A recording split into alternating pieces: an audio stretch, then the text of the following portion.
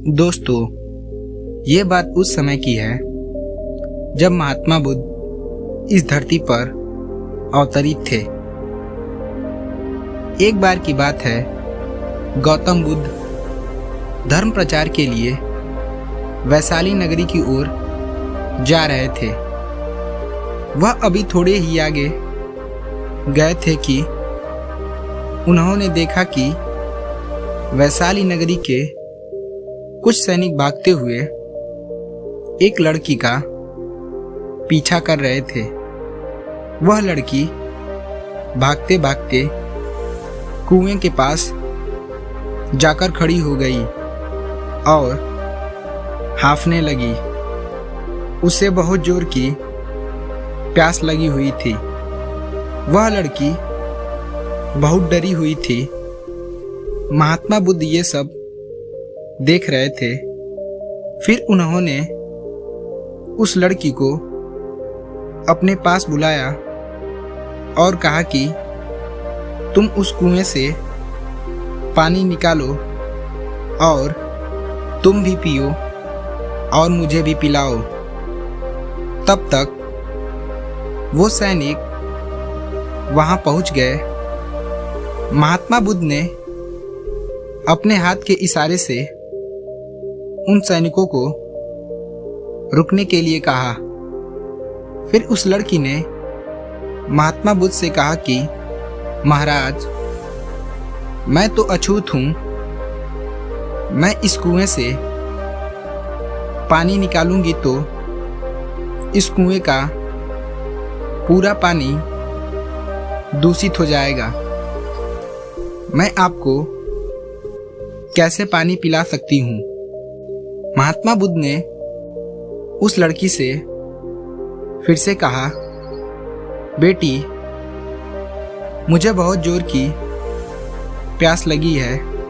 पहले तुम मुझे पानी पिलाओ।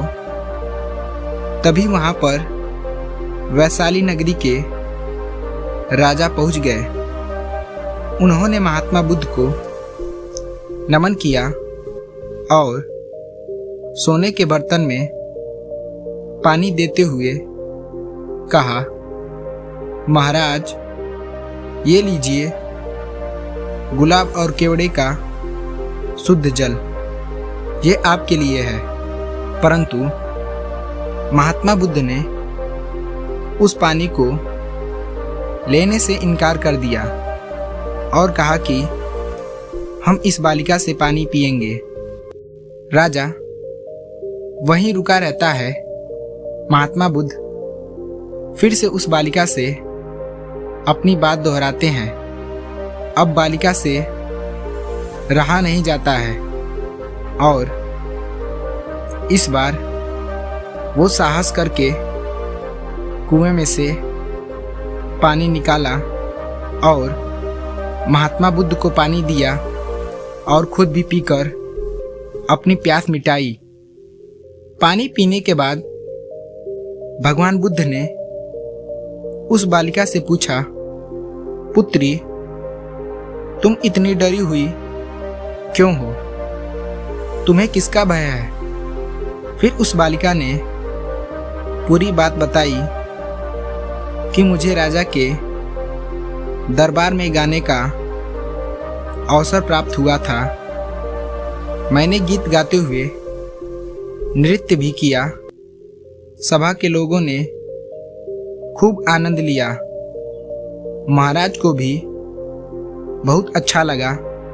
फिर उन्होंने मुझे अपनी माला भेंट की, लेकिन महाराज को किसी ने बताया कि मैं एक अछूत लड़की हूं। फिर महाराज ने भी मुझसे पूछा कि क्या तुम एक अछूत कन्या हो? मैंने भी कहा कि हाँ, मैं अछूत हूं।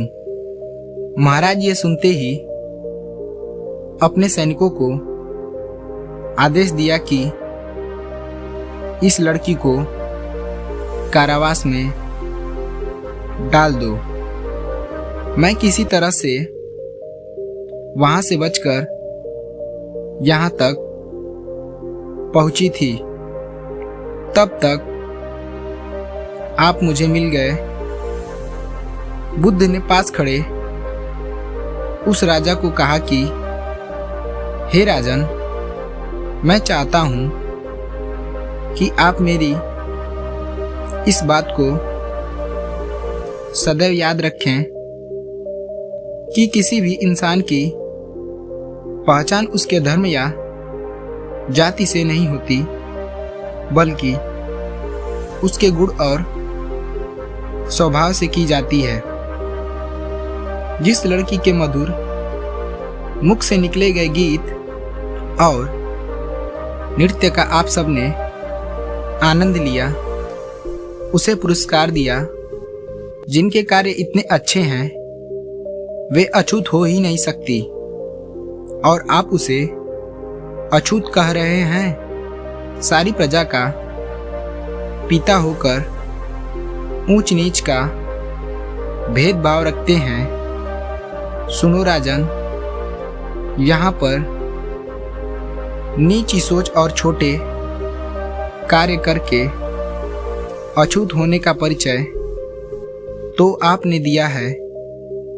इसीलिए मेरी नजरों में वह कन्या नहीं बल्कि आप अछूत हो। वैशाली नगरी के राजा को अपनी गलती का एहसास हुआ। उसने इस कार्य से घृणा होने लगी और फिर वह महात्मा बुद्ध के चरणों में जा गिरा। दोस्तों, कोई भी मनुष्य कर्म एवं विचारों से बड़ा होता है, न कि अपने धर्म या जाति से बड़ा होता है।